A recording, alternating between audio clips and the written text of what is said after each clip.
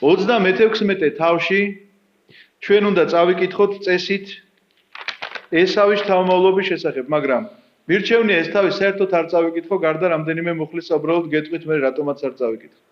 ნახეთ ბოლოს როგორ აღესრულა ისააკი და მოკვდა და შეერთო თავის ხალხს, ეს არის 29 მუხლი 35 თავისა, როგორც დავამთავრეთ ჩვენ წინა შეხვედრაზე გასულ კვირას. თავის ხალხს მოხუცებული და ხანსრული და დამარხეს იგი ესავმა და იაკობმა მისმა შვილებმა. გითხარით რომ ესავი პირველი დასახელდა, რაც იმას ნიშნავს, რომ ესე იგი მან მოინანია თავისი მდგომარეობა, ამიტომ იაკობის გვერდზე დგას მამამისის დასაფლავებაზე და მეცაც გეტყვით რომ ბიბლიამ ის პირველი დაასახელა, ეს ხაზგასმაა იმისა რომ ესავი გამოსწორდა.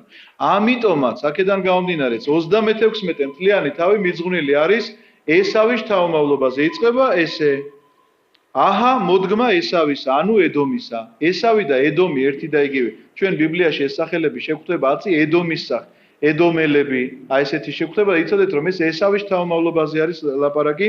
ედომი ნიშნავს წითელს, იმიტომ რომ ესაკი იყო წითური ძალიან ბანჯგვლიანი კაცი და ამის სახელის გამომხატველი. მოიყვანა ესავმა ქანაანელი ცოლები, ეს ისტორიები ხო გახსოვთ მაშინ ისააკს რომ ამწარებდნენ და რებეკას ყადა და ხეთელი ელეონის ასული, ოჰოლიბამა და ყანას ასული და მოკლედ ჩამოთვლილია ვინც მოიყვანა. ერთი ცოლი კი არ მოიყვანა და რამდენიმე მოიყვანა. მერე მოიყვანა კიდე ბასმათი ისმაილის ასული და უკვე ისმაილის და ესავის შთამომავლობა ერთდება. ცოტა ძნელია ხო ეს სახელებს რომ ამბობ, შეიძლება თქვენთვის ცოტა უცხოარ. ის უნდა გავაკეთოთ აუცილებლად ვინ არის. ეს ბასმათი მოკლედ ისმაილის შთამომავლობა, ისმაილი იყო პირველი შვილი აბრაამისა, რომელიც მას ხევლისგან შეეძინა, ამაზეა ლაპარაკი და რომლებიც არიან უკვე მთელი არაბული სამყაროს მამები. რატომ არის მათი შთამომავლობა ჩამოწერილი აქ? ისმის კითხვა. რატომ ბიბლიასთან ამის მერე აღარ ხვდებით ჩვენ არც მის შთამომავლობა, მაგრამ აქ 36 თავი არის ესავის შთამომავლობაზე ლაპარაკი. იმიტომ რომ კურთხევა მანაც მიიღო ისააკისგან. გახსოვთ? იაკობი რომ ხო მოტყუებით მიიღო კურთხევა და ესავი რომ მივიდა, ჩემთვის აღარ დაგჭა არაფერი რო ეუბნება და უთხრა რომ იმას ვაკურთხეო რომ ზეციური კურთხევა იმასავ, შენ მიწიერი კურთხევა, თუმცა კი კურთხევაა მაინც. და რადგანაც მიიღო ეს კურთხევა, ამიტომაც ჩამოწერილი გახლავთ აქ ესავის შთამომავლობა მინდა გითხრათ და ამ კურთხევით ცხოვრობდნენ ისინი, ცხოვრობენ ისინი დღესაც, იმიტომ რომ მიწის ცხიმით, ანუ ნავთობით მიწის ცხიმი არის მათი, ესე იგი საარჩო საბადებელი, მაგრამ აქ რამდენიმე ამ თავში აღარ დავკონკრეტები, რამდენიმე მუხლი არის ძალიან საინტერესო. ესავის შესახებ მის შთამომავლობაში წერია რომ დაიწყო ესავმა ეს შთამომავლობა და მერე უცბად წერია რომ ქალები აგრძელებენ რაღაცა თითქოს ამ შთამომავლობას. და ძალიან საინტერესო რამ ხდება რომ აქ ლაპარაკია უკვე იმაზე რომ საერთოდ აირია ამ შთამომავლობაში რაღაცნაირად საფრთხო სიტყვა დაიკარგა და ქალები რაღაცნაირად უპირატეს რაღაც მატრიარქატისკენ მიდრეკილება აქვთ მოკლედ და ქალს თუ მიეცა ამის საშუალება აუცილებლად გამოიყენებს ამას. ხო და მოკლედ ესავის შთამომავლობაში ესეთი რამ ჩანს. ეხლა ბატონო 37 თავი უნდა გავაგრძელოთ და იცოდეთ რომ ვიწყებ ჩვენ ეხლა იოსების ისტორიას. ეხლა წიგნის დასასრულამდე 50 თავია სულ და 37 თავზე ვართ. წიგნის დასასრულამდე ჩვენ სულ იოსებზე ვილაპარაკებთ ერთი თავის გამოკლებით. ეს იქნება 38 თავი, სადაც იუდაზე ვილაპარაკებთ მის ერთ-ერთ ძმაზე. თუმცა კი რატომ ამას ცოტა ქვემოთ მოგახსენებთ. დავიწყოთ.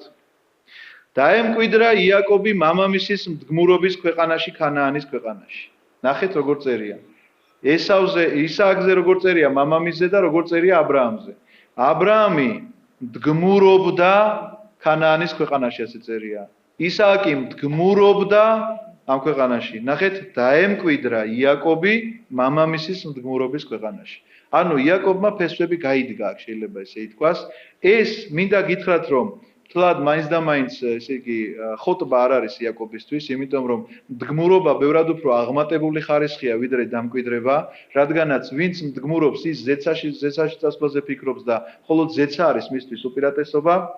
ამიტომ არ ფიქრობთ რომ ხა იაკობს რაღაცა სულიერება აკლდა, მაგრამ ყოველ შემთხვევაში როდესაც უკვე ადამიანი სადღაცას ქვეყანაზე დამკვიდრდება და იქ რაღაცეების შეძენაზე ფიქრობს, რა თქმა უნდა, სულიერი ხარისხით მასზე უფრო აღმატებულია ის ადამიანი, რომელსაც მსგავსი აზრი საერთოდ არ გააჩნია და აბრაამი, რომელიც ძალიან დიდარია, იაკობზე ბევრად დიდარია, მინდა გითხრათ, არაფერი არ უყიდია მას იმ აღთქმულ ქვეყანაში, რომელიც მას ღმერთმა მისცა გარდა საფლავისა. ერთადერთი რაც იყიდა, ეს იყო საფლავი. და ამასაც თავისი განზრახვა ჰქონდა, იმიტომ რომ ურწმუნოებთან და წარმართებთან ერთად არ უნდოდა რომ დასაფლავებულიყო და ცალკე უნდა ყოფილიყო მისი და მისი ოჯახის საფლავი. ერთადერთი მიზანგანზრახულობა ჰქონდა.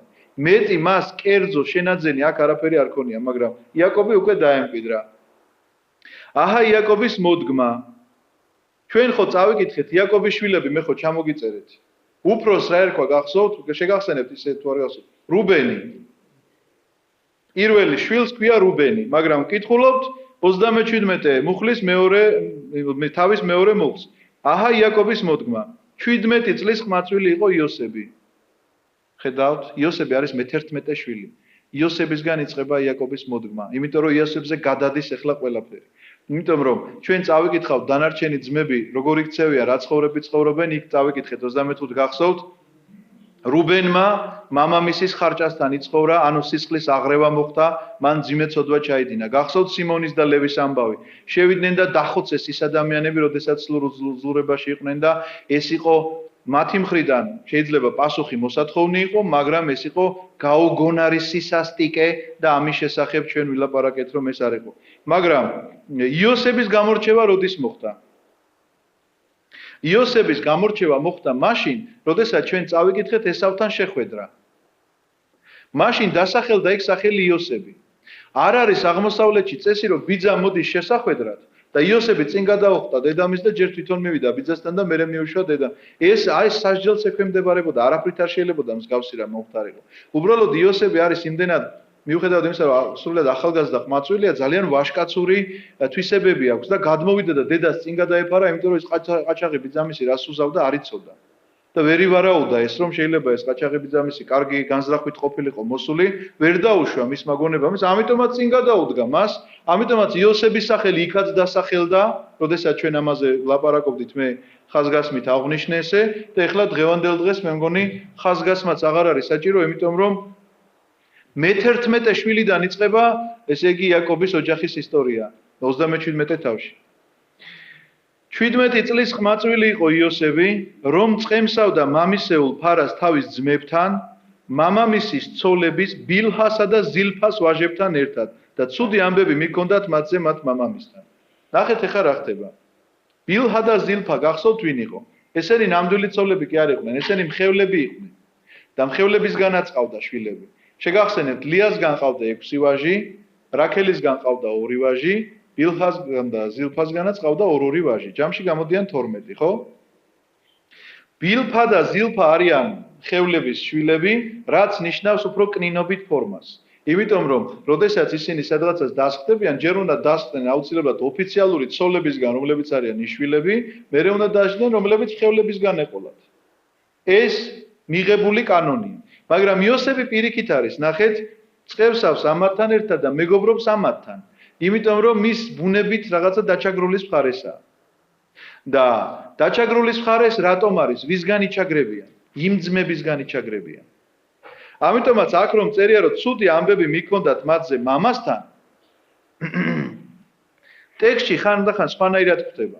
ტექსტში ხანდახან ხდება რომ თითქოს იოსებს მიქონდა ცუდი ამბები მამასთან, სხვა ტექსტში შეიძლება შეგხვდეს რომ პირიქით ძმებს მიქონდა ცუდი ამბები მამასთან, მაგრამ ამას განმარტებლები ორივე მხარეზე ამბობენ რომ ეს ერთით შესაძლებელი ყოფილიყო და მეორეც, იმიტომ რომ იოსებისთვის ყველაზე დიდი ავტორიტეტი იყო მამა, იაკობი, იცოდა რომ ის პატრიარქი იყო და იცოდა რომ ის ძალიან სულიერი პიროვნება იყო. ამიტომაც თუ რაიმე შესაკითხი და გასარკვევი ექნებოდა მას თავის ძმებთან, აუცილებლად ამას ეკითხებოდა თავის მამას. როგორც ახლა ჩვენ რაღაცა ჩვენ ცხოვრებაში მნიშვნელოვანი გადასაწყვეტი რო გვაქვს ვისთან მივდივართ მოძღვართან. ის მარტო მამა კი არ იყო, მისთვის მოძღვარი იყო, პატრიარქობა ამას ნიშნავს რომ ის მოძღვარი იყო და ეკითხებოდა მას თავის ძმების შესახებ. ანუ ამას ეს მიზანდასახულობა კი არ ქონდა რომ ნახე რა ცუდად იქცე, რა ცუდი ბიჭები არიან ისინი, ამის თქმა კი არ უნდოდა. ის იყო გულშემატკივარი, როდესაც ხედავდა რომ მისი ძმები თვითონ იოსებს არაფერი არ ქონდათ, ასე იმიტომ რომ ის ოფიციალური ცოლი თან როგორი ცოლისგან არის, იცით, რომელიც ყველაზე მეტად უყვარდა იაკობს. ამიტომ იაკობს განსაკუთრებული ურთიერთობა აქვს იოსებთან, ჩვენ წავიკითხოთ ჭრელაჭრელად თანსაცმელებს უკერავდა და აცმევდა, იმიტომ რომ განსაკუთრებულად უყვარს იოსები. და იოსებს კიდე თავისი ძმები უყვარს და ამაზეა სწორედ შეწუხებული რომ ესენი არ იქცევიან როგორც სჯულს შეეფერება, როგორც ადამიანობას შეეფერება, ზოგადად რაღაცა ჰუმანურობას. მსგავსი არაფერი არ გააჩნიათ, საკუთარ ძმებს ჩაგრავენ, რომლებიც არ არიან, ესე იგი, მათი დედისგან და არიან მხევლებისგან წარმოშობილი და კიდე სხვა ბევრი დარღვევები აქვს, ამას ნელ-ნელა წავიკითხოთ. სხვა შვილებზე მეტად უყვარდა ისრაელს იოსები. ისრაელი იგივე იაკობია, ხო გახსოვთ? რადგან მისი სიბერის შვილი იყო იგი, შეუკერა მას ჭრელი კვართი. ჭრელი კვართის შეკერვასაც მინდა გითხრათ, რომ რას ნიშნავს ეს ჭრელი კვართის შეკერვა? ეხლა რომ ჩვენ გარდერობში შეიძლება 5 და 6 ტანსაცმელი გქონდეს, მაშინ ესე არ იყო, ჩემო ძვირფასებო. ერთი ტანსაცმელი გქონდა, იმაში დაბერებული იყო, შეიძლება ის კაცი თუ არ დაიხეო და მორჩა, ეს იყო მისი ტანსაცმელი და ეხლა გახსოვთ ის იგავი რო არის გლახაკი ლაზარეს და მდიდარი კაცის შესახებ სახარებისეული იმოსებოდა ბისონითო და ეს რატო არის გამახვილებული ამაზე? იმიტომ რომ ძალიან ძვირი ღირდა მაშინ ეს ტანსაცმელი. ეს ბისონი განსაკუთრებულად სადღაცას ზღვიდან მოიპოვებდნენ, წარმოიდგინეთ სპეციალურ ნიჟარას, რომლის სისხლი კი არ აქვს, რაღაცა ფერს უშვებს ისტორე, ეს ხო უსისხლო ისინი არის. ხო რაღაცა მჟავა აქვს ესეთი, რომლითაც იღებებოდა მე სპეციალურად ნაჭერი, იმდენად იშვიათობას წარმოადგენდა, რომ ამაში ძალიან დიდი ფული უნდა გადაგეხადა. და შესაბამისად ამაზე იმიტოა გამახვილებული რომ შეოჯახა შენებულ ამდენი ფული თუ გაქვს ახლა ის მათხოვარი რო გიზ ერთ ჭიშკართან რა უნდა იმას საჭმელი აჭამო ამიტომ არის ამაზე გამახვილებული თორე იმის ტანსაცმელი ახლა რაღაცა და მოდების ჟურნალს კერვა თვალიერებ ჩვენ ოდესაც ამაზე ამიტომ არის ამაზე გამახვილებული ყურადღება აქაც რომ ჭრელი შეუკერა ეს იმას ნიშნავს რომ იაკობისთვის მას ცოტა უფრო სხვანაირ იმას იოსებისთვის სხვანაირად უფრო ემეტება და სხვანაირი ურთიერთობა აქვს თავის შვილთან დაინახეს ძმებმა რომ ყველა ძმაზე მეტად უყვარდა იგი მამას და შეიძულეს. ვეღარ ელაპარაკებოდნენ მშვიდობიანად. ნახეთ, შურის ამბავი არის ეს. მინდა გითხრათ რომ ესეთი რამ ყველგან ხდება. აი მე რო წაგიკითხავთ ისტორიას, ოდესაც კითხულობდი, ჯერ კიდევ სკოლის მოსწავლე რო ხარ და რაღაც ისტორიებს კითხულობ და რაღაცა სამეფო ოჯახის ისტორიებს, განსაკუთრებით საქართველოსაც არ აკლდა ეს და არც ევროპას და არც ერთ ქვეყანას რო ხედავ რომ იქ ძმა როგორც და ძმა ნატრობს ძმის სიკვდილს იმიტომ რომ მეფე გახდეს და ჩემთვის იყო ეს ყოველთვის გაუგება რომ ვიძახი კაცო მეფობა ხო ძალიან დიდი პასუხისმგებლობაა სულ ამაზე უნდა გადაწყვეტილება უნდა მიიღო ასე წახვიდე ისე გააკეთო თითოეულ ნაბიჯს გითვლიან მეფის ძმა რო ხარ და არავით არის პასუხი სამაგერ მეფის ძმა ხარ ყველა კარები იღება შენს წინაშე მეფის ძმობა არ ჯობია მეფობას ვიძახი მაგრამ ну რატომღაც ეთყობა ყველა ასე არ ფიქრობს და მე ბოლომდე ასე მეგონა რომ ეს ყველაფერი ცოტა გადაჭარბებული იყო ეს ყველაფერი ფიქრობდი რომ რაღაცა ისტორიკოსებმა ასე აღწერეს ისე რაღაცა ეთყობა ბავშვურად ესე არ მინდოდა ამის დაჯერება თუმცა კი როდესაც გავიზარდე მე დავწმუნდი რომ არაფერი ამაში გადამეტებული არ არის კი შურმა შეიძლება შეგაძულოს შენ საკუთარი ძმა შურმა რომ ვიღაცაზე მეტად შენ უყვარხარ ან ის უყვარს და შენ რატო არ უყვარხარ, შენ რატო არ გაგცემს ყურადღებას და ეს ძალიან რთული ვითარება. ეს დავინახე განსაკუთრებულად მინდა გითხრათ საქართველოს საპატრიარქოში, როდესაც დავიწყე მუშაობა. და რატომ იცით რომ პატრიარქი როგორი ბრძენი ადამიანია. ძალიან ცდილობს რომ როდესაც თქვათ იქ ვართ ხო რაღაცა ხალხი ვტრიალებს რაღაცა განსაკუთრებული ყურადღება და სიყვარული რომელიმეს ისეთი არ აგრძნობინოს.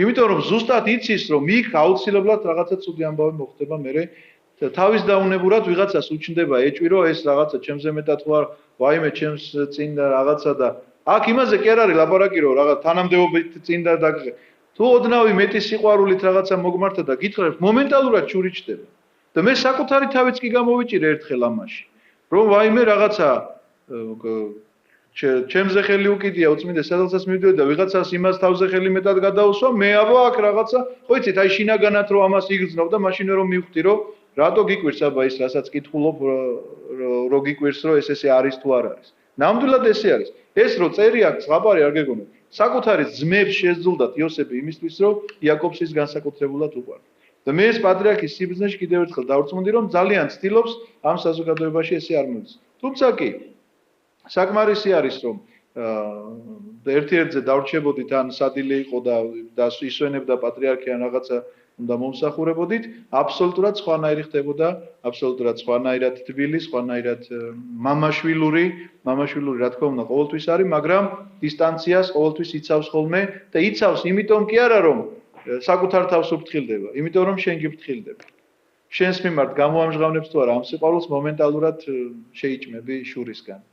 და ეს ამბავი მოკლედ იაკობმა, რომელსაც ძალიან დიდი სიყვარული აქვს იოსებისა, ვერ გათვალა. და ეს სიზმრა იოსებს სიზმარი და უამბო თავის ძმებს და კიდევ უფრო შეიძულეს იგი ძმებმა. უთხრა მათ, მოისმინეთ ეს სიზმარი. ეხლა ნახეთ რა საყვარელი ვითარებაა. მრავალშვილიანი ოჯახია. ხო და წარმოიდგინეთ ეხლა გამოძვრა ადიელის ქვეშიდან იოსები, გამოყო თავი და ამბობს რომ ნახეთ რა მაგარი სიზმარი და მე სიზმრა და უყვება ამათ. თავის ალალად ანდობს, ესე იგი რა მაგარი სიზმარი და ეს სიზმრა. აჰა ძნებს ყონავთ შუაგულ ყანაში. აჰა წამოდგა ჩემი ძნა და ზეაღიმართა, გარ შემოადგენენ თქვენი ძნები და თაყვანისცეს ჩემს ძნას.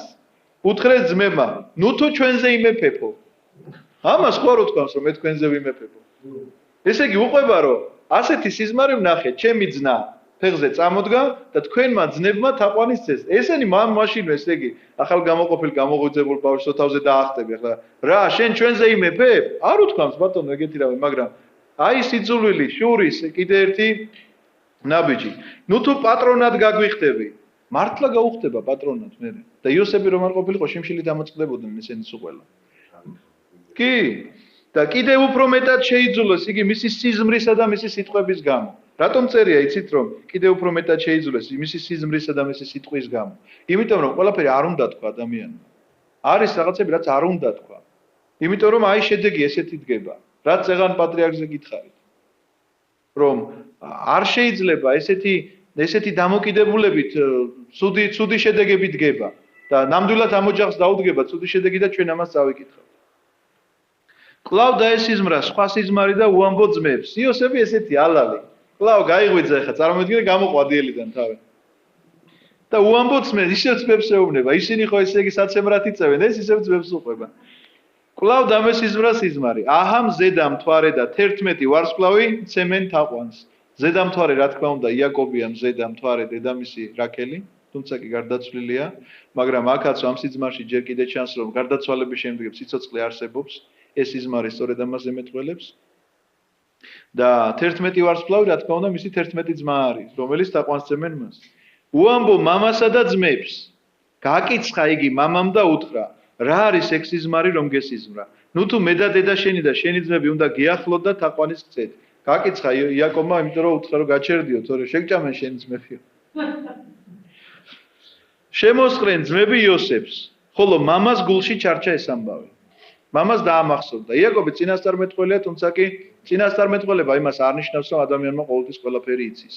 წინასწარმეტყველი ჯადოქრობა არ არის, ჯადოქარი რო ამბობს, რომ მე ყველაფერი ვიცი და ძროხა რო დაგეკარგა, ეხლა იმთის იქეთ არის, ეხლა ამას ეშმაკიც ხედავს, რომ შენი ძროხა შეიძლება იმთის იქეთ იყოს, ამოფარებული რაღაც. ამიტომ წინასწარმეტყველება აბსოლუტურად სხვა რაღაცაა. საწინასწარმეტყველო ნიჭი, ანუ წინასწარმეტყველი რო დაარქმეოდა ადამიანს, შეიძლება საერთოდ არ ელაპარაკა მას მომავალზე. საერთოდ ერთი სიტყვაც არ ეხსენებინა მომავლის შესახებ. მხოლოდ წარსულზე ელაპარაკა. მაგრამ საწინასწარმეტყველო მსახურება ქვია მას, იმიტომ რომ ეუბნება რომ აი ასე გვიცხოვრია ისტორიულად და ეს უნდა მოინანიოთ. იმიტომ რომ მესიას ველოდებით, მხსნელს ველოდებით, მორწმუნე ერი ვართ, რჩეული ერი ვართ. აი ეს იყო საწინასწარმეტყველო მსახურება და თქვენ არ გეგონოთ რომ წინასწარმეტყველი იჯდა იქ და ხალხი მიდიოდა მას და ეუბნებოდა რომ შენ ასეთი ბედი გელის და შენ ისეთი ბედი გელის. არა, ეს ჯადოქრობაა. შემოსყრენ ძმები იოსებს, ხოლო მამას გულში ჩარჩა ეს ამბავი. მე-12 მუხლი იწყება ეს. წავიდნენ მისი ძმები შექემში მამის ფარის დასამწყემსად. უთხრა ისრაელმა იოსებს, შექემში არ მწყემსავენ შენი ძმები? აი აბსოლუტურად გაუგებარია ეს ტექსტი, ესე თუ წავიკითხავთ პირდაპირ. მოდი გამეგზავნე მათთან, მანაც მიუგო, კარგი ბატონო. რატომ წერია ეს ამბავი, იცით ეს? წავიდნენ მისი ძმები შექემში მამის ფარის დასამწყემსად. როცა წერია, შექემში რა უნდათ, სადაც იყვნენ იქ მინდვრები განაარიყო. შექემში იმიტომ წავიდნენ, რომ ცოტა ხანი დასვენება უნდათ იაკობისგან. იმიტომ რომ იაკობთან რო ხარ, ჯულის ქვეშ ხარ. იმიტომ რომ აქ არ გაყოფლება და ცოტა გათავისუფლება უნდათ. პიკნიკზე წავიდნენ, შეიძლება ასე ითქვას. იმიტომ რომ იქ ტექსტში ესე იკითხება, ებრაულ ტექსტს როცა კითხულობ ამისას, რომ წავიდნენ შექემში დასამწყებსად, ვერ გაიგებ ვის დასამწყებსად, საკუთარი თავის თუ ცხრების. რაღაცა ცოტა გაუგებრად წერია ეს ტექსტი და მერე ნახეთ უთხრა ისრაელმა იოსებს, შექემში არ მწყემსავენ შენი ძმები. ეს შეკითხვა იცით რას ნიშნავს, რომ იოსებსაც უნდა იქ წასვლა. თავის ძმების ნახვა უნდა, რა თქმა უნდა, მაგრამ მამას ამას ვერ უბედავს, ამიტომაც მამა ხვდება, რომ იოსებს იქ წასვლა უნდა და ამიტომაც ეკითხება. შექემში არ მწყემსავენ შენი ძმები. მოდი გამეგზავნე მათთან. მანაც მიუგო, კარგი ბატონო. უთხრა იაკობმა, კიდე მეორდება ეს წინადადება. წადი გაიგე როგორ არიან. შენი ძმები როგორ არის ფარა და მომიტანე ამბავი. რატო ეკითხება ამას იცით რომ ისინი წავიდნენ პიკნიკზე და იაკობმა ზუსტად ისი რა ხალხიც არიან და ეს ფარა კიდე არსებობს თუ არ არსებობს აინტერესებს იმიტომ რომ ისინი რომ წავიდნენ იქ დათვლნენ რაღაცა დალიეს ეს ფარა სულ შეჭამეს სხვებს გაატანეს გაყიდეს რაქნეს ამადგან იაკობი უკვე ყველაფერს ელოდება იმიტომ რომ მათი საქციელები არაერთ გზის ნახა გაგზავნა ხებრონის ველიდან და ისიც მივიდა შექემს. შექემიდან თან ისეთი საშიში ადგილია. შექემში მოხდა დინას გაუპატიურება და იქედან ფაქტიურად მათმა გამოასწრეს, რომ მერე სხვა ხალხი არ ამდგარიყო მათზე და არ დაეხოცათ. გახსოვთ, რომ ჩვენ რო ვილაპარაკეთ, რომ ღმერთმა შიში ჩამოაგდო ამ ხალხში, რომ ეს არ მომხდარიყო. დინა და რომელიც გაუპატიურეს არასრულწლოვანი შექემში მოხდა ეს ამბავი. ნახეთ, მომიტანე ამბავი, გაგზავნა ხებრონის ველიდან და ისიც მივიდა შექემს. იპოვა იგი მინდორში ვიღაც კაცმა გზააბნეული, ანუ იოსებს გზაებნა. და კითხა იმ კაცმა, რას ეძებ? ეს კაცი სინამდვილეში ანგელოზია და ეს ებრაულ ტექსტში ჩანს, რადგანაც მოდი ნატალი. რადგანაც სიტყვა იშ არის ებრაულად კაცი, იშა არის ქალი. ნახეთ, ესეც საინტერესოა რა. იშ და იშა ერთმანეთისგან გაომავალი სიტყვაა. აი, იშასგან არის იშა, ხო? იშას თავისთავადი ესეთი არსებობა, იშასგან არის, იშისგან არის იშ. იშ კაცია და იშა ქალი. როცა იშ მარტო დგას წინადადებაში, იცოდეთ რომ ეს ანგელოზის შესახებ არის ლაპარაკი. ამიტომაც აქ იპოვა მინდორში ვიღაც იშმა, რო წერია, ეს სინამდვილეში კაცი კი არ არის, ანგელოზია, რომელიც გზააბნეულ იოსებს ელაპარაკება, რომ რას ეძებ. უთხრა ძმებს, მიმასწავლე სად მწყემსავენ. უთხრა იმ კაცმა, წასული არიან აქედან. ყური მოვკარე ამბობდნენ, დოთაინში წავიდეთო. იოსებიც გაჰყვა ძმების კვალს და დოთაინში მიაგნო მათ. შორიდან მოკრეს მას თვალი და ვიდრე ახლოს მოვიდო და განიზრახეს მისი მოკლა. აი ეს სიტყვა, ეხლა მე რასაც ვკითხულობ, მე 18 მუხლი, გახლავთ პირდაპირ სახარებაში გადმოტანილი იესო ქრისტეს შესახებ. გახსოვთ, როდესაც წერია, რომ თვისთათანა მოვიდა და თვისთა იგი ვერ იცნეს და განიზრახეს მისი მოკლა, როდესაც შეიკრიბა სინედრიონი და გადაწყვეტილება მიიღო, რომ ის უნდა მოკვდეს. სწორედ ესეთი შორიდან მოკრეს მას თვალი და ვიდრე ახლოს მოვიდო და განიზრახეს მისი მოკლა.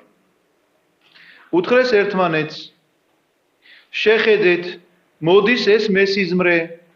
ანუ იმდენად ვერ იტანენ, რომ სახელსაც არ ახსენებენ მისას. უთხრეს ერთმანეთს შეხედეთ, მოდის ეს მესიზმრე. ახლა მოდით მოვკლათ და სადმე ჭაში ჩავაგდოთ, თქვათ რომ ვითომ ნადირმა შეჭამა, მაშინ ნახოთ როგორ აუხდება სიზმრებიო. გაიგონა ეს რეუბენმა და იხსნა იგი მათი ხელიდან. ნუ მოვკლავთ. რუბენს აქვს თავის პრობლემები მამასთან. რუბენმა იცხოვრა მამამისის ხარჭასთან, ხო გახსოვთ ეს ამბავი? და მამასთან მას დაპირისპირება აქვს ისედაც ამის გამო და ეხლა კიდევ უფრო მეტად არ უნდა ამ დაპირისპირების გამწვევა და გართულება, იმიტომ რომ ხვდება რომ ეს დიდი დანაშაულია და თან ყველაზე უფროსია მაინც და ცოტა ეტყობა მაინც ყველაზე მეტად მას მოეკითხება ჭკუა, მობრძანდით. ნუ მოვკლავთ, უთხრა მათ რუბენმა, ნუ დაღვრით სისხლს, უდაბნოში რომ ჭაა, იქ ჩააგდეთ. ნუ გაიმეტებთ სასიკვდილოდ, რომ ეხსნა მათი ხელიდან და მამისთვის დაებრუნებინა. ანუ მისი განზრახვა იყო ესეთი, რომ თუ ჭაში ჩააგდებდნენ, მერე ესენი როცა თვალები დაიძინებდნენ, მივიდოდა ჭიდან ამოიყვანდა და მამას დააბრუნა. ანუ გაუშვებდა სახლში, ეთქოდა რომ გაიქეცი, ხა სანამ შენი ძმები მოკლავენ. როგორც კი მივიდა ძმებთან იოსები, შემოაძარცვეს იოსებს მისი კვართი, ჭრელი კვართი ზედრომეცვა, აიღეს და ჭაში ჩააგდეს იოსები. ცარიელი იყო ჭა, წყალი არ იდგა. რატომ არის ის ამაზე გამახვილებული ყურადღება? ჯერ ერთი კვართი შემოაცალეს და შიშველი ჩააგდეს ცარიელი ჭაში. იქ თუ წარიელი იყო ჭა, მაშინ მის შიგნით იყო მორიელები და გველები, მეტი არაფერი. იმიტომ რომ იქ ცოტა სინესტეს ინარჩუნებს და ნესტიანი ადგილი უყვარს მორიელს და გველს. ამიტომ ჭა ყველა მიცოდა, თუ კი იქ წყალი არ იდგა, აუცილებლად იყო მორიელი და გველი და სასჯელის ფორმა იყო ესეთი. ადამიანის დასჯა რო უნდოდა ციკლით, ესეთ ჭა, ცარიელ ჭაში აგდე, წყლიან ჭაში თუ ჩააგდებდი, თქვა, თუ წყალი არ დაახჭობდა მას, სხვა არაფერი არ მოუვიდოდა რა, თუ არ იქნებოდა იმ სიღრმის წყალი, სხვა არაფერი არ მოუვიდოდა, იმიტომ რომ სხვა ცხოველი არ ბინადრობდა და თუ ცარიელი იყო ჭა, ამ ნოტიოობის გამო იქ მორიელები და გველები იყვნენ და საშიში იყო. ეს ხო უდაბნო ადგილია, თან და იქ შხამიანია მოგეხსენებათ გველი. აიღეს და ჭაშჭა, ცარიელი იყო ჭა, ამიტომ არის ეს გამახვილებული, რომ წყალი არ იდგა ამ ჭაში. და დასხდნენ პურის საჭმელად. აი წარმოიდგინეთ, ძმებზე არის ლაპარაკი, რომლებმაც ესე იგი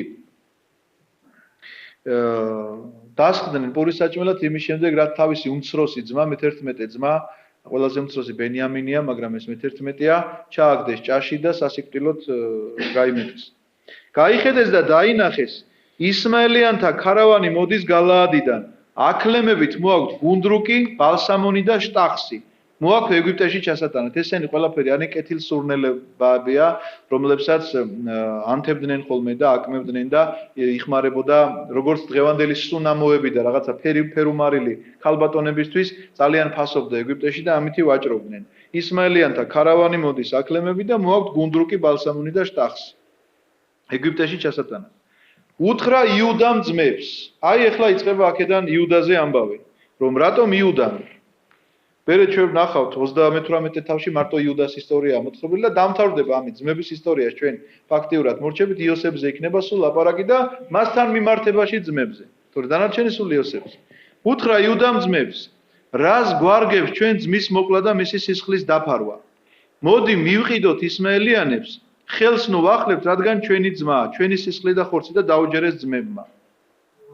იესო ქრისტეს განსახიერება ყველაზე მეტად მე მინდა გითხრათ არის სწორედ იოსების ცხოვრებაში წინასახე მისი და ხატოვანება სწორედ იმიტომ რომ ზუსტად თვისთათანა მივიდა და თვისთა იგივე ერიცნეს, ანუ თავის ძმებთან მივიდა და თავისმა ძმებმა ის სასიკვდილოდ გასწირეს, მაგრამ განა მარტო სასიკვდილოდ გასწირეს, როგორც იესო ქრისტე, ნახეთ, თვითონ კი არ მოკლეს, რომაელებს გადასცეს მოსაკლავად, სწორედ ესე იქცევიან ესენი. ყიდიან მას, რაღაცა კაპიკებად ყიდიან, მინდა გითხრათ, თუმცა კი აღმოჩნდება რომ თვითონ ვერც კი შეძლებენ რომ გაყიდონ და თუ რატომ ამას ახლა ამ ტექსტზე ყველას გონია რომ იოსები ძმებმა გაყიდეს სინამდვილეში არ გაუყიდიათ ის ძმებს ეს ცნობილი ისტორია და ყველა რატომღაც ასე ყვება იოსები გაყიდეს ძმებმა გაყიდეს ეხლა ვნახოთ რა მოხდება და დაინახავთ თქვენ თვითონ ჩაიარეს მიდიანელმა ვაჭრებმა ამოიყვანეს იოსები ჭიდან და მიყიდეს იოსები ისმაელიანებს ორც ვეცხლად მათაც წაიყვანეს იოსები ეგვიპტეში სანამ ძმები ამას ლაპარაკობდნენ რომ ეს გავყიდოთ და ფული ვიშოვოთ და ასე ვქნათ და ესე ჩამოიარეს მიდიანელმა ვაჭრებმა იოსები იპოვეს აგერ ჭაში რო იყო ამოიყვანეს და მიყიდეს ამ ისმაელიანებს და ეს ძმები დარჩნენ პირდაღებულები უკაცრავად ამიტომაც როდესაც ნებისმიერ სწავლებაში მარტო ხალხმა კი არის ასე წიგნებში შეიძლება ასე შეგხვდეთ რომ იოსები რომლებიც ძმებისგან იქნა გაყიდული სინამდვილეში ძმებისგან გაყიდული არის, იმიტომ რომ ძმებმა მიიღეს ეს გადაწყვეტილება, უბრალოდ ვერ აღასრულეს, ვერ მოასწრეს, თორე განა რამე დაუდგებოდა წინ რომ მიდიანელებს რო არ დაესწროთ და რო არ ამოეყვანათ იოსები იქედან და რო არ მიეყიდათ, ძმები იზავდნენ ამას. ამიტომაც ისი ითოლება რომ ძმებისგან გაყიდულია. რეალურად, უბრალოდ ფიზიკურად ვერ მოხდა ეს ამბავი. მიბრუნდა რუბენი ჭასთან. გითხარით რუბენის განზრახვა რაც იყო, ამოყვანა უნდა და მისი და გათავისუფლება. და ხედავს აღარაა ჭაში იოსები. შემოიხია სამოსელი რუბენმა. დაბრუნდა ძმებთან და უთხრა: აღარსადაა ბავშვი, რა ვქნა ახლა საწავიდე. აიღეს იოსების კვართი, დაკლეს თხა და მოსვარეს მისი სისხლით კვართი. აიღეს ჭრელი კვართი მიუტანეს მამას და უთხრეს: ვიპოვეთ, ნახე შენი შვილის კვართი ხომ არ არის ეს? კიდევ ერთი ტყუილი იაკობის წინაშე და ისიც ტანსაცმლით გახსოვთ, იაკობმა მამა როგორ მოატყუა, ტანსაცმელი ჩაიცვა ესავის. ესავის ტანსაცმელი ეცვა და ამითი მოატყუა მან თავისი მამა და კიდევ ერთ ტყუილს მეორე რაც მას ცხოვრებაში გადახდა ლია როგორ შეერთეს და ეხლა თავის შვილთან დაკავშირებით აქვს ესეთი სიმწარე. იცნო კვართი და თქვა: ჩემი შვილის კვართია, ნადირს შეუჭამია, ნადირს დაუგლეჯია იოსები. ტანზე შემოიხია იაკობმა, ჯვალო შემოირტყა წელზე და დიდხანს გლოვობდა შვილს.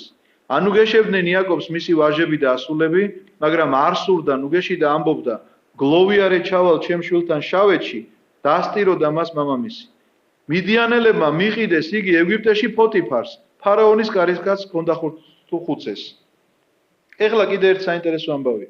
მიდიანელებმა ხომ მიყიდეს ისმაელიანებს. ეხლა ბოლოში ისევე 36-ე მოწერია რომ მიდიანელებმა მიყიდეს ეგვიპტეში ფოთიფარს. ამბობენ რომ გზაში იოსები 4-ჯერ გაიყიდა. იოსებს ქვია მშვენიერი იოსები. რატომ იცით გარეგნულად იყო ძალიან ლამაზი. ამიტომაც ამ მიდიანელებმა რომლებმაც მიყიდეს ეს ამ ისმაელელებს იქ ეშინოდათ იმ ტერიტორიაზე იფიქრეს რომ ეს ვიღაცის მონაა და შეიძლება დასჯილი ყავს და მოაკითხოს და ამიტომ სასტრაფოდ უნდათ ფულის გაკეთება. მოდიოდნენ ისმაელელები და მიყიდეს. ხო მიყიდეს და ცოტა რომ მოშორდნენ ამ ადგილს და სამშვიდობოს გავიდნენ ერთმანეთში დაიწყეს ლაპარაკი რომ კაცო ასეთი ლამაზი ბიჭია ეგ ეგვიპტეში მაგარი ფასი ექნება. წავიდნენ და ეს მიყიდული უკან გამოისყიდეს ისევე. უკან გამოისყიდეს, იმიტომ რომ ეგვიპტეში კაი ფულის გაკეთებას აპირებდნენ ამასთან დაკავშირებით. ისმაელელებიც მოკლედ ვაჭარი ხალხია, რა თქმა უნდა უბრუნეს, იმათაც ფული გააკეთეს, მაგრამ მიდიანელებს კიდევ უფრო დიდი იმედი ჰქონდათ ფულის გაკეთებისა და აქედან გამომდინარე ეს ტექსტი ესე რომ წაიკითხო პირდაპირ შეიძლება სრულიად გაუგებარი იყოს, იმიტომ რომ ძმებმა თუ გაყიდეს, მაშინ მიდიანელებმა ისმაელიანებს როგორ მიყიდეს და მერე კიდე ბოლოში რატო წერია რომ ეგვიპტეში ფოთიფარს რატო მიყიდეს მიდიანელები. ეს მოკლედ ტექსტში რომ გავერკვიოთ. თვითონ ეს ფაქტი ახლა 37 თავი ჩვენ დავამთავრეთ. იოსების შესახებ ძალიან ბევრი მეტყველია და ძალიან ისეთი თან ტრაგიკულია, თან კიდევ ისე შეგიყვარდებათ მე გარწმუნებთ, აი როდესაც მე გავდიოდი ამ წიგნს და რაღაცნაირად მომიწია მერე გამოცდის ჩაბარება, შემხვდა ეს საკითხი და იოსები როგორც ეგვიპტის მისიონერი რაღაც ეს საკითხი შემხდა მოსამზადებლად და გავაკეთე ამაზე პატარა თემა. ხო და რაღაცები ხო მოვიპოვე გარდა იმისა, რაც ბიბლიაში წერია, რასაც წმინდა მამები წერენ, არის რაღაც ებრაული გარდამოცემები, არის რაღაცა თვითონ იქ ეგვიპტური თქმულებები. ისეთი საოცარი პიროვნება, რომ ყველა ცხოვრების მისი თითოეული ნაბიჯი გაგაკვირვებთ. აი მართლა გაგაკვირვებთ, იმიტომ რომ ადამიანი, რომელიც ესე ახალგაზრდა ყმაწვილია, ლამაზია და შეუძლია თავისი ამით რაღაცა მოიწყოს კარიერა, არანაირად გაურბის სიძვას, გაურბის ღალატს, გაურბის ესე იგი ყველანაირ ავთვალობას და ავკაცობას და სწორედ ამითი მოიპოვებს იმას, რომ ის გახდება ეგვიპტის ფარაონის შემდეგ პირველი კაცი. ეგვიპტის ფარაონს რა პატივიც მიეგება, იგივე პატივით ხვდებიან მას ეგვიპტეში და ძალიან დიდი პიროვნებაა და რატომ არის კიდევ ერთი მისი რჩეულობა, რომ ის გადაარჩენს თავის ძმებს, მართლა ის მისი სიზმრები რეალურად ესე ახდება და ის გადაარჩენს თავის ძმებს იმ დიდი განსაცდელისგან, დიდი შიმშილისაგან, რომელიც იმ პერიოდში ჩამოწვება ამ ქვეყანაში. მე ვფიქრობ, რომ 38 თავი ხوار წავიკითხოთ მეთქი, თუ დაიღალეთ. 38 თავი არის ამოვარდნილი ტექსტი, იმიტომ რომ თუ ჩვენ ახლა 37-დან 39-ზე გადავალთ, პირდაპირ გაგრძელდება ტექსტი. ნახეთ, 39 თავი როგორ იწყება? ჩაიყვანეს იოსები ეგვიპტეში და იყიდა იგი ფოთიფარმა და მერე ასე და ასე და ასე და რა მოხდა და როგორ მოხდა და მერე მე-40 თავში გავიდა 2 წელიწადი და ფარაონს რაღაც ეს. აი მერე 51 თავში კვლავ იოსების ამბებია. და ჩვენ ხო დავიწყეთ აგერ 37 თავი იოსები, 38 თავი არის აბსოლუტური ამოვარდნილი კონტექსტიდან. რატომ? იმიტომ რომ იუდას შესახებ გვიყვება და იუდა გახლავთ იესო ქრისტეს უშუალო წინაპარი. მის თავმავლობაში დაიბადა მაცხოვარი ჩვენ იესო ქრისტე და ყველა მეფე, დავით მეფსალმუნიდან მოყოლებული, დავით მეფიდან და მოყოლებული, ყველა მეფე მის თავმავლობაში გაჩნდა. ამიტომ იუდა განსაკუთრებულია იაკობის შვილებს შორის და ეს ერთი თავი სწორედ მასია მიძღვნილი მის ცხოვრებაზე. ოღონდ რა მოხდა და როგორ მოხდა ეხლა ვნახოთ. იმ ხანებში გამოიყო იუდა თავის ძმებს და დაესახლა ერთი ყადულამელის მეზობლად, რომელსაც სახელად ელქვა ხირა. რას ნიშნავს გამოიყო თავის ძმებს? ხობძანდისას. ეს იმას ნიშნავს, ჩემო ძვირფასებო, რომ ისეთი დანაშაული აქვს ძმებს ჩადენილი საკუთარი ძმის წინააღმდეგ, რომ იუდას მათთან ცხოვრება აღარ შეუძლია. რატომ კონკრეტულად იუდას? იმიტომ რომ იუდა მეთაურეობდა მათ გაყიდვას, იოსების გაყიდვას, მათ არა, მის გაყიდვას. იუდას ინიციატივა იყო რომ გაეყიდათ.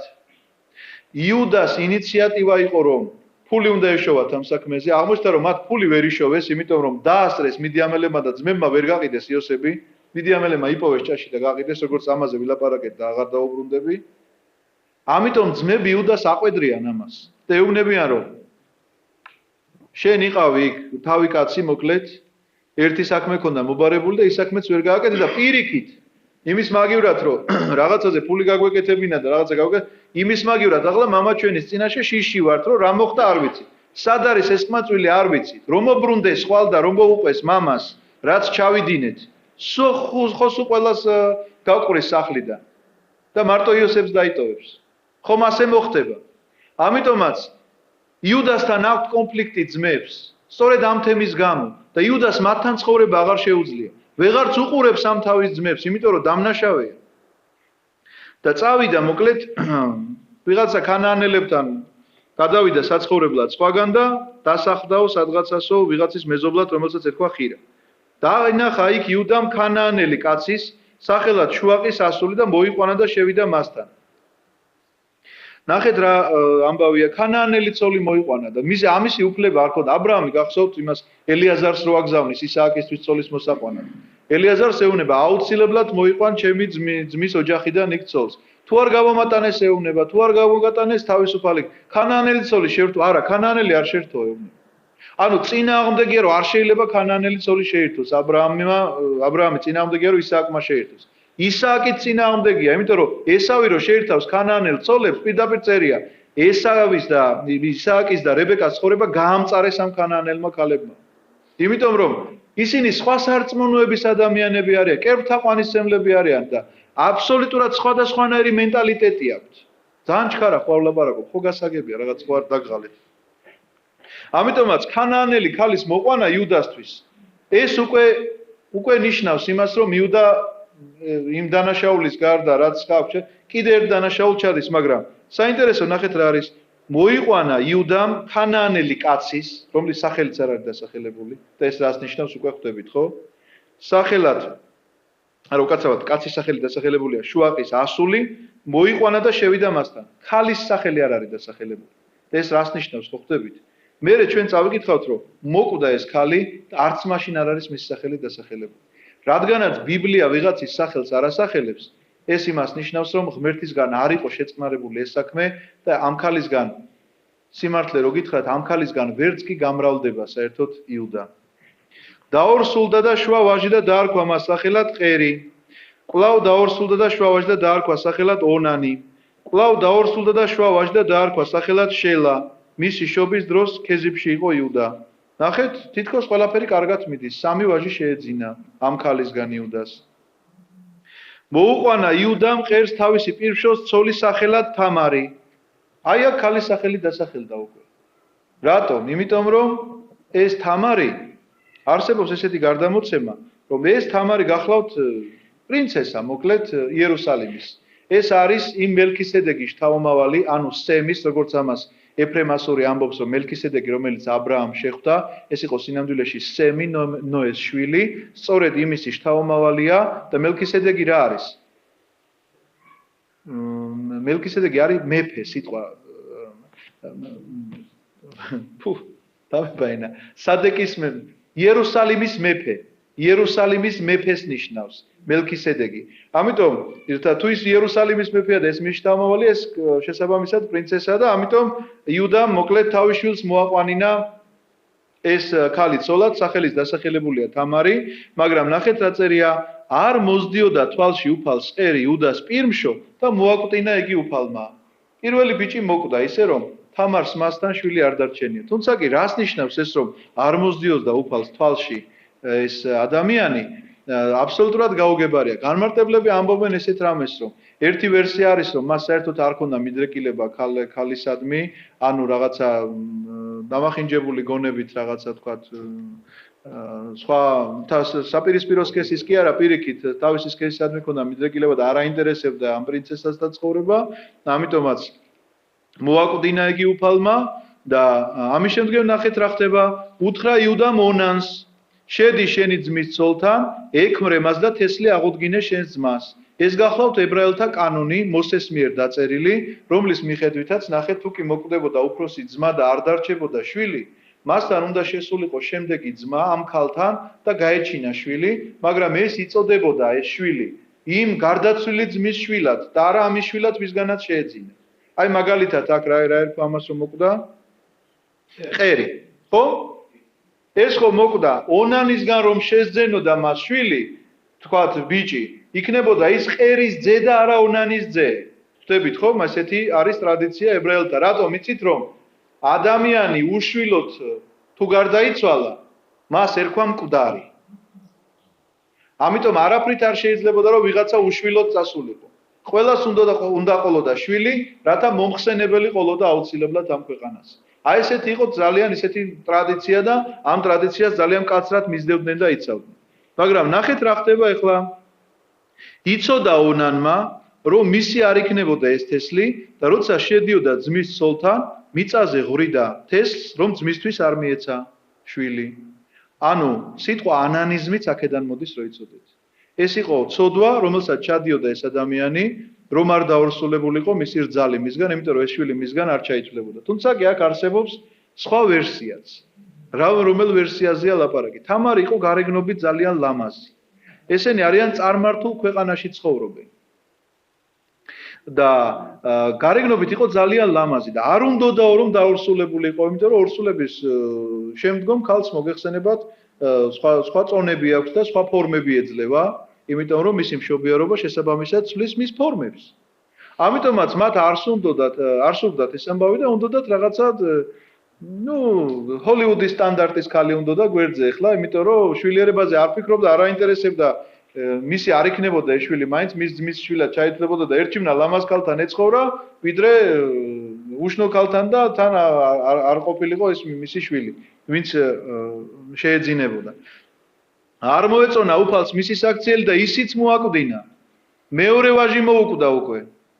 უთხრა იუდამ თამარს, თავის რძალს, იცხოვრე ქვრივად მამაშენის სახლში, ვიდრე ჩემი ძე შელა მოიმწიფებოდეს. შელა ჯერ პატარაა, არ არის მისი ცოლის შერთვის ასაკი არ აქვს, აქედან გამომდინარე ეუბნება რომ წადი შენ სახლში, იცხოვრე როგორც ქვრივმა, როგორც კი გაიზრდება შელა, დაგიძახებ და მოხვალ მერე და გახდები მისი ცოლი.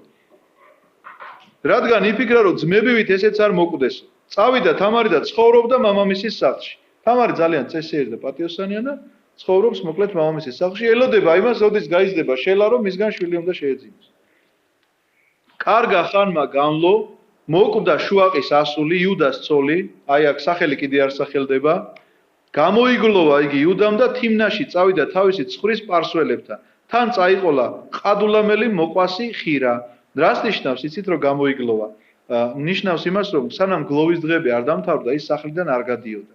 გლოვის დღეები მათ ჰქონდათ მკაცრად იგლოვდნენ 30 დღის განმავლობაში და ცდილობდნენ რომ სახლიდან საერთოდ არ გასულიყვნენ, ოთახიდანაც ცდილობდნენ რომ არ გამოსულიყვნენ ამ დროის განმავლობაში, თუმცა კი ერთი წლის განმავლობაში მაინც გლოვიარად ითვლებოდა ადამიანი, მიუხედავად იმისა რომ 30 დღე ისე გავიდა, მე ერთი წელი კიდევ გლოვიარად ითვლებოდა. თანამედროვე ქრისტიანულ სამყაროში წმინდა გითხრათ ესეთი რამ, რომ ჯულის მიხედვით ერთი წლის შემდეგ აქვს უფლება ქვრივს რომ იქორწინოს. იქამდე არა, ერთი წლის განმავლობაში არ აქვს უფლება.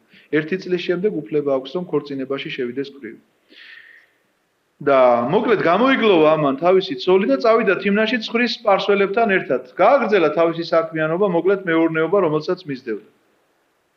ემცნო თამარს, აჰა თიმნაში მიდისო შენი მამამთილი ცხრის გასაპარსად.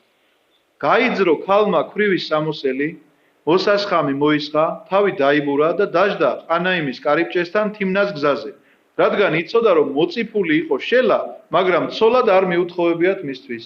თამარმა გაიგო რომ შელა უკვე დიდია, მაგრამ იუდამ შეპირება არ შეასრულა, იმიტომ რომ იუდას ეშინია რომ ეს მესამეც არ მოკვდესო და თამარს ეშინია რისი? ჯულის გარეშე რჩება თამარი. მას გათხოვების უფლება არ აქვს. მამამთილისგან არ მიუღია მისი უფლება, იმიტომ რომ უთხრა რომ ამას შეგრთავო და ელოდება ამ შელას არ რთავს, ანუ გამოდის რომ თამარი შეიძლება ისე დაბერდეს შვილი არ ეყოლოს და ჩაითვალოს ისიც მკვდრად. ისევე როგორც ჩაითვლებიან მისი პირველი და მეორე ქმარი, რომელთანაც ფაქტიურად არ უცხოვრია მას. დაინახა ქალი იუდამ და მეძავი ეგონა, რადგან ქალს სახე დაფარული ჰქონდა. ეს არის ძალიან საინტერესო ამბავი, რომ ქალს სახე დაფარო, მაშინ მეძავები სახეს იფარავდნენ, იმიტომ რომ რწყვენოდათ. მეძავებიც კი ისე იმოსებოდნენ, რომ არაჩენდნენ, არათუ სხეულის რაიმე ორგანოებს. არაჩენდნენ საკუთარ სახესაც კი. დღეს ესე იგი საოცნებოს რო აღარაფერს უტოვებენ, კაცს ისე დადიან ქალები. ეს აკაკი წერეთლის სიტყვებია, ჩემი არ გეგონა.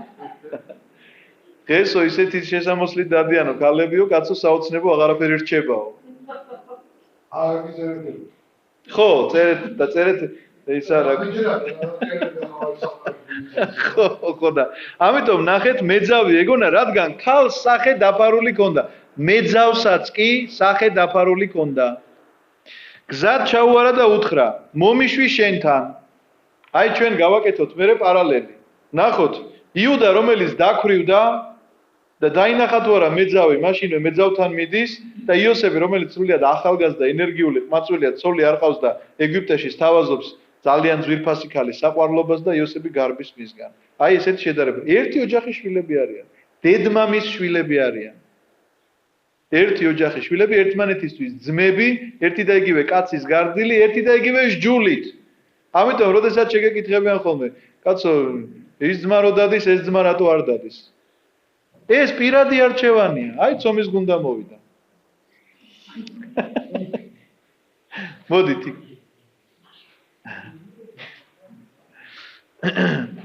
გზად ჩაუარა და უთხრა, მომიშვი შენთან, რადგან არ იცოდა მისი რძალი რომ იყო. ქალმა უთხრა, რას მომცემ ჩემთან რომ მოხვიდე? ნუ ხე ჩვეულებრივი ამბავია. იმაზე რომ დგანან ხოლმე და ფასზე უთანხმდებიან. უთხრა იუდამ, თიკანს გამოგიგზავნი, მაშინ ეხლა ესე ფულად არ იყო და ნატურალურად უნაზღაურებდნენ მოკლედ. თიკანს გამოგიგზავნი ფარიდან. უთხრა ქალმა, წინც თუ მომცემ, იმიტომ რომ თიკანი თან ხო არ ყავს და რაღაცა იმას იტოვებს წინასწარ, რომ ეს თიკანი ნამდვილად მიიღოს. წინც თუ მომცემ, ვიდრე თიკანს გამომიგზავნიდე. უთხრა იუდამ, რა მოგცე წინდად? უთხრა ქალმა, ეგ ბეჭედი ხელზე ეკეთა აუცილებლად ყველა ოჯახის მამამთავარს, იმიტომ რომ ამითი უნდა დაელუქა მას თავისი ნივთები. ეგ თასმა და ეგ არგანი ხელში რომ გიჭირავს. თასმა გახლავთ წელზე შემოსარტყმელი ქამარი და არგანი გახლავთ კვერთხი, რომელიც ხელში უჭირავს. მისცა იუდამ და შევიდა მასთან და დაორსულდა მისგან ქალი. სისხლის აღრევა მოხდა მამამთილისგან. საკუთარი მამამთილისგან დაორსულდა ქალი, მაგრამ სინამდვილეში თუ გამოვიკვლევ ჩვენ ამ ამბავს. ეს კაცი ამისთვის მამამთილი არ ყოფილა, იმიტომ რომ არც ერთ მის ბიჭს არ უცხოვრია ამ ქალთან. ორივე გაუკუღმართებული ცხოვრებას აპირებდა და თამართან არ უცხოვრიათ. რეალობა ასეთია. ადგა ქალი და წავიდა. გადაიძრო მოსასხამი და კვლავ ქრივის სამოსელი ჩაიცვა. გაუგზავნა იუდამ თიკანი თავისი ყადულამელი მოყვასის ხელით, რომ უკან დაებრუნებინა ქალისთვის მიცემული წინდი, მაგრამ ვერ იპოვა ყადულამელმა ქალი. კითხა ამ ადგილის კაცებს, სად არის ის მეძავი ქალი, ყენაიმის კარიბჭესთან რომ იჯდაო და უთხრეს, აქ არ ყოფილა მეძავი ქალი. რას ნიშნავს კარიბჭესთან რომ იჯდა, ესეც ამაზეც უნდა ითქვას. მეძავები შიგნით ქალაქში ვერ შემოდიოდნენ, არ ქონდათ მათ ამისი უფლება. ისინი აუცილებლად ქალაქის კარიბჭის გარეთ იყვნენ. აქ არ ყოფილა ესეთი მეძავი, იმ ქალაქში მცხოვრებმა ყველა მიციან ახლა რომ აქ ესეთი არავინ არ ყოფილა. და უთხრეს რომ აქ ესეთი არავინ არ ყოფილა. დაბრუნდა იუდასთან და უთხრა, ვერ ვიპოვე ქალი და იქაურმა ხალხმაც მითხრა არ ყოფილაო აქ მეძავი. უთხრა იუდამ, წაეღო ბარემ, რომ დასაცინი არ გამختارიყავი. აჰა ხომ გაგატანე თიკანი, მაგრამ ვერ იპოვე ქალი. რას ნიშნავს ეს წაეღო ბარემ? იუდას წხვენია თავისი საქციელის. განა არ იცის რომ ახლა კარგად არ მოიქცა. ახალ დაქვრივებულია და აგერ ვიღაცასთან მეძავთან იცხოვრა და რას თავარია, ისეთი რაღაცები დაუტოვა, რომ ამ მეძავმა რომ ეს გამოაქვეყნოს ახლა დღევანდელ დღეს აღარაფერი პრობლემა არ არის. მე მგონი თვითონ არეკლამებენ რაღაცას რო ჩადის და რომ მეძაობს და რომ ბოროტება ჩადის, თვითონ მეწერს ამის შესახებ და მაგას იუდას წხვენია. ამისი აღიარება რომ ამ ქალმა ახლა თქვას რომ აი ეს ახალ დაქვრივებული კაცი აგერ დიდი კაცი რო გონიათ, სინამდვილეში ჩემთან იყო წუხელის. ამისი წხვენია და ამიტომ ამბობს იუდა ამას. გავიდა 3-ოდე თვე და ემცნო იუდას, გაბოზდაო თამარი შენი რძალი და დაორსულდაო კიდეც ბოზობით. თქვა იუდამ, გამოიყვანეთ რათა დაიწვას. ასეთი კანონი არ არსებობს. მრუშობის გამო იყო ქვით ჩაქოლვა. ვის წვავდნენ? მხოლოდ პრინცესებს ასეთი ცოდვის გამო. ამიტომაც წერია თამარის შესახებ, რომ ის იყო პრინცესა. მე რითიც დავიწყე ეს თავი, რომ თამარი იყო ესე იგი მელქისედეკის შთამომავალი, სწორედ ამ მუხლით დასტურდება, რადგანაც იუდა ამბობს, რომ უნდა დაიწვას. ქვით კი არ ჩაიქოლოს, უნდა დაიწვას. სხვა მეძავთან ისტორიას ჩვენ თუ შევხვდებით, აუცილებლად წერია. ქვით უნდა მაცხოვართან მიმართებაში გახსოვთ იოანეს სახარებაში რო არის, მეძავს რომ მოუყვანენ, რომ მეძავიაო და თქვა პირველმა იმანესოლეთ, ვინც ანუ ქვით ჩაქოლვა იყო განაჩენი. დაწვა იყო მხოლოდ პრინცესებზე. როცა გამოყავდათ, შეუთვალა ქალმა თავის მამამთილს. ვისიც ეს ნივთებია, მისგან ვარ ორსულადო. აჰა იცანი, ვისია ეს ბეჭედი, თასმები და არგანი. იცნო იუდამ და თქვა, ტყუი ვარ ამ ქალთან, რომ არ მივათხოვე იგი შელას. ჩემს ვაშს, ამის მერე აღარ შესულა იუდა თამართან. ანუ აღიარა იუდამ თავისი დანაშაული, თქვა რომ მე ტყუი ვარ რომ შელას არ მივათხოვე, მაგრამ ამის მერე მასთან ცოლქმრული ურთიერთობა არ შეგაუგრძელებია. უბრალოდ პატრონობა გააგრძელა მასზე და ამიტომაც ეს ნახეთ რა მოხდება ახლა მშობიარობის ჟამი რომ დაუდგა, აჰა ტყუპები არიან მის მუცელში. შობისას ერთმა ხელი გამოყო, აიღო ბებია ქალმა და მეწამული ძაფი შეაბადა, თქვა ეს გამოვიდა პირველად, როცა უკანვე შეაბრუნა ხელი, აჰა გამოვიდა მისი ძმა და თქვა ბებია ქალმა, როგორ გამოარღვიე ზღუდე. ამიტომაც დაერქვა სახელად ფარეცი. ფარეცი ნიშნავს ზღუდის გამრღვეველს. მერე გამოვიდა მისი ძმა, ხელზე მეწამული ძაფი რომ ებადა, დაერქვა სახელად ზარა. მე ახლა გაგახსენებთ ტექსტს. როგორ იწყება? მათეს სახარება. წიგნი შობისა იესო ქრისტესი, ძისა დავითისა, ძისა აბრაამისა. აბრაამმა შვა ისააკი, ისააკმა შვა იაკობი, იაკობმა შვა ვინა? იუდა და იუდამ შვა ფარეს და ზარა თამარისაგან. ფარეს შვა ესრომ შვა არამ, არამ შვა ამინადაბ. ეს გახლავთ გენეალოგია იესო ქრისტესი. ამიტომაც რაც ეხლა წავიკითხეთ ჩვენ 38 თავი, რომელიც რატომ არის ამ წიგნში ასე შუაში გაკვეხებული აქ, შეიძლება გაუგებარი იყოს, სინამდვილეში საერთოდ არ არის გაუგებარი, როდესაც გადაშლი მათეს სახარებას და დაიწყებ მის კითხვას. იმიტომ რომ წარმოიდგინეთ, რა საოცარი რამეა. მაცხოვრის გენეალოგიაში პირველი ქალი, ვის დასახელდა თამარია. სარა კი არა, აბრაამმა და სარამ შვა ისააკიო, რატომ არ წერია? სარა არის ისეთივე პატრიარქის ესე იგი დონის და სიმაღლის სულიერების მქონე ადამიანი როგორც აბრაამი. ისააკი და რებეკა კი არ დასახელდა. იაკობი და თქვა რაქილი არა ლიასგან ყავდა ეს ისა შვილი. იაკობი და ლია კი არ დასახელდა. ნახეთ, ჩამონათვალი როგორია. აბრაამმა შვა ისააკი, ისააკმა იაკობი, იაკობმა იუდა, იუდამ შვა ფარეს და ზარა თამარისაგან. ფარეს შვა ესრომ. ფარეზისგან წამოვიდა მოკლედ ეს შთამომავლობა, რომელიც სამეფო შთამომავლობაა და მაცხოვარი განხორციელდა და ზარასგან წამოვიდა სხვა შთამომავლობა. თუმცა კი განმარტებლები ამაშიც რაღაცა სიმბოლურს ხედავენ და ამბობენ, რომ ფარეზი გახლავთ ახალი აღთქმის ქრისტიანული სამყარო, რომელმაც გამოარღვიეს ზღუდე შეიძლება ესე ითქვას, იმიტომ რომ მათ არ ქონდათ სჯული და მიიღეს სჯული და ზარა გახლავთ წითელ ხელზე შებმული ძაფით, გახლავთ ზარა ის ადამიანი, რომლემაც სწორედ ეს წითელი ხელზე ძაფი სიმბოლოა სისხლიანი ხელისა, რომლემაც დაღვარეს იესო ქრისტეს სისხლი და არ მიიღეს ის როგორც მესია და მხსნელი, ამიტომ ეს ყველაფერი ფარეზისთვის გახდა და არა ზარასთვის. ასე რომ ჩემო ძვირფასებო ჩვენ 38 თავის წავიკითხეთ და მადლობა ღმერთს რომ დღეს შევძელით. ბევრი რამ არის ნამდვილად სათქმელი ამის შესახებ, ძალიან საინტერესოა ეს ისტორია, ძალიან მნიშვნელოვანია სხვათა შორის ამ ისტორიის ცოდნა, იმიტომ რომ ჩვენ ახალი აღთქმის კითხვას ვიწყებთ ამ ტექსტით და აუცილებლად უნდა ისმოდეს კითხვა, რომ ესე იგი აბრაამი და სარა თუ გაგიგია არ წერია სარას შესახებ არაფერი და თამარი სახელდება პირველი. თამარი გახლავთ პირველი ქალი, რომელმაც თავისი მამამთილისგან სისხლის აღრევის ცოდვით გააჩინა თავისი ტყუპები. შემდეგი ქალი, რომელიც დასახელებულია გახლავთ რააბი, ეს გახლავთ მეძავი ქალი იერიქონიდან. შემდეგი ქალი, რომელიც დასახელებულია გენეალოგიაში გახლავთ რუთი, რომელიც იყო მოაბელი და მოაბელის ცოლად შერთვა არ შეიძლებოდა 10 თაობაშიც კი და რუთი მიღებული იქნა, იმიტომ რომ მისი ცხოვრება ესეთი უნდა ნახოთ. სულ 4 თავია რუთის წიგნი. თუ წაიკითხავთ ძალიან კარგი იქნება. ძველ აღთქმაშია წიგნი რუთი ქვია ესე თვითონ ამ წიგნს. 4 თავია სულ.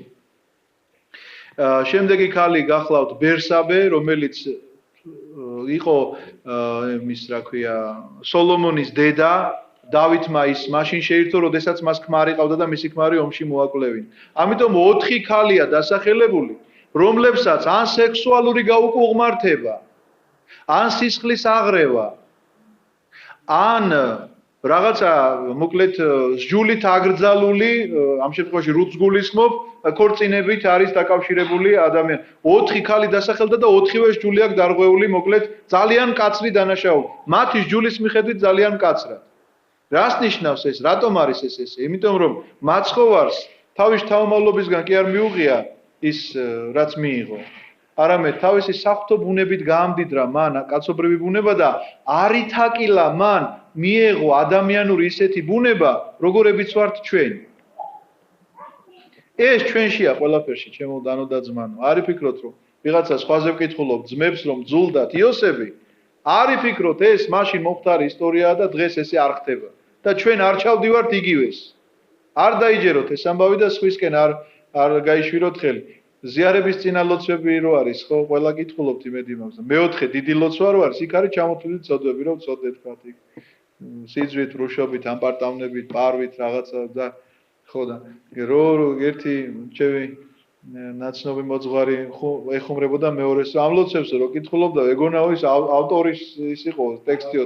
თავის თავზე კი არ ღებულობდა ამას. ვინც დაწერა ის დედა რაები ჩაუდენია შეხედე იმას. თავის თავზე კი არ ღებულობდა ამ ამბავსა და ამიტომაც იცოდეთ რომ ჩვენ რასაც ვკითხულობთ ეხლა ეს ყველაფერი ჩვენი პრობლემებია და ეხლა მრავალშვილიანი ოჯახის პრობლემებს ვკითხულობ და არ იფიქროთ რომ ჩვენს ოჯახში იგივე არ ხდება და ჩვენ იგივეს არ ვაკეთებთ. ამიტომ აქაური მოცემულობა რა არის იცით? მოცემულობა არის ცუდიც და კარგიც. როგორი არ უნდა იყო იმასაც გეუბნება ბიბლია და როგორი უნდა იყო იმასაც გეუბნება. ორივე ვარიანტს გთავაზობს. ამიტომ ეს გაითვალისწინეთ. თუ გაქვთ შეკითხვები, კითხეთ და ვარა დავასრულოთ.